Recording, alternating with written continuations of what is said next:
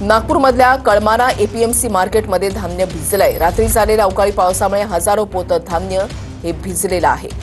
अवकाळी पावसामुळे शेतकरी हा पुन्हा एकदा चिंतातूर झालेला आहे। कळमाना एपीएमसी मार्केटमध्ये धान्य भिजलेलं आहे। अवकाळी पाऊस झाला त्याच्यामुळे हजारो पोतं धान्य जे आहे ते भिजलेलं आहे। गजानन उमाठ्यमचे प्रतिनिधी या संदर्भातली अधिक माहिती देतील। गजानन, अवकाळीमुळे शेतकऱ्यांचं पुन्हा एकदा अतोनात नुकसान।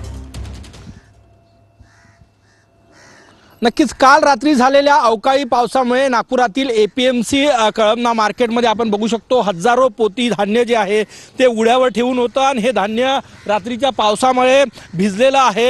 यातलं काही धान्य शेतकऱ्यांचं आहे तर काही धान्य ज्या व्यापाऱ्यांनी हे धान्य खरेदी केलं होतं त्यांचं धान्य आहे। सगळ्यात मोठा प्रश्न आहे की 2 दिवसापासून हवामान विभागाकडून पावसाचा अंदाज वर्तवला जातोय। कालही रिमझिम पाऊस आला, असं असताना हे धान्य झाकलं का गेलं नाही हा सगळ्यात मोठा प्रश्न आहे। आणि 100-200 नाही तर हजारो पोती धान्य जे आहे ते उघड्यावर आहे। तुम्ही हा संपूर्ण परिसर जर बघत असाल तर प्रत्येक शेडच्या बाहेर असलेलं धान्य जे आहे ते उघड्यावर आहे आणि धान्य झाकण्याची कुठलीही व्यवस्था एपीएमसी मार्केटकडे नाही अशी परिस्थिती दिसते बघा। कारण की व्यवस्था असती तर हे धान्य झाकलं असतं। बघा या ठिकाणी शेकडो पोती गहू, हे बघा हे गव्हाचे पोते मी तुम्हाला दाखवतो। हे बघा हे गव्हाचे पोते भिजलेले आहे आणि हे बघा गहू रस्त्यावर, हे बघा गहू पडलेला आहे, गव्हाचे पोते भिजलेले आहे। 150 पोत्यांचा हा ढीग आहे। अशा प्रकारे हजारो पोती धान्य जे आहे ते नागपूरच्या कळमना एपीएमसी मार्केटमध्ये भिजलेलं आहे।